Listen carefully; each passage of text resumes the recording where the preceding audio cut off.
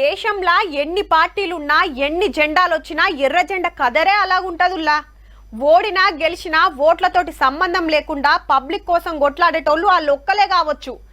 నమ్మిన సిద్ధాంతాల కోసం ఎర్ర రంగు గెలుస్తున్నా గుండెల మీద అరుణ పతాకం దించని ఎర్ర సూర్యుళ్ళు ఎందరో ఉన్నారు. గరీబుల నీళ్ల తిప్పల కాంచి గుడిసెల కొట్లాట దాకా పోరాటాలు నడుపుతున్నది ఎర్ర జెండానే.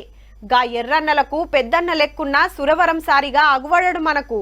కామ్రేడ్ సురవరం సుధాకర్ రెడ్డి సారు కాలం చేసిండు. పెద్ద మనిషికి కొన్నొద్దుల కాంచెల్లి పానం బాగలేకుంటే హైదరాబాద్ లో ఓ ప్రైవేట్ దవాఖానల షరీక చేస్తే ఆడనే జీవిపోయింది. ముచ్చట తెలవంగానే కమ్యూనిస్టులే కాదు పతొక్క పార్టీల పెద్దలు సంతాపం ప్రకటించిండ్రు. సుధాకర్ రెడ్డి సారు పోరాటం చరిత్ర సొంటిది. మరి 83 ఏండ్ల కిందట పాలమూరు జిల్లాల ఉట్టి ఉస్మానియా యూనివర్సిటీలో చదివి సిపిఐల స్టూడెంట్ లీడర్ గా రాజకీయాల్లోకి వచ్చిండు. 2 మాటల నల్గొండ ఎంపీగా గెలిచి పార్లమెంట్ లో ఎన్నో పదవులు చేసిన సీనియర్ లీడర్. సిపిఐ జాతీయ ప్రధాన కార్యదర్శిగా 7 ఏండ్లు చేసిండు. దేశమంతటా పార్టీ నడిపే పెద్ద పదవన్నట్టు తెలంగాణ ఉద్యమంలో ముంగట నిలబడ్డాడు. ఢిల్లీలో ఎన్నో ఉద్యమాలు చేసినోడు. సుధాకర్ రెడ్డి సారు పుస్తకాలిగిన రాసిండబ్బా.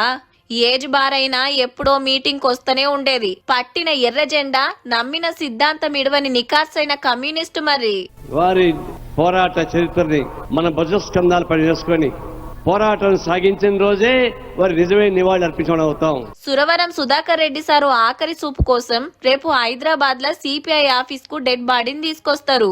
10 నుంచి 3 వరకు ప్రజల సందర్శనార్థం ఇక్కడ ఉంచుతారు. ఆ తర్వాత ఆ దేహాన్ని గాంధీ హాస్పిటల్కు వారి వైద్య పరిశోధన నిమిత్తం దానం చేయబడింది. మాజీ ఎంపీ, జాతీయ లీడర్ కాబట్టి అధికార లాంఛనాలతోని అంత్యక్రియలు చేయాలని డిసైడ్ చేసింది మన గవర్నమెంట్.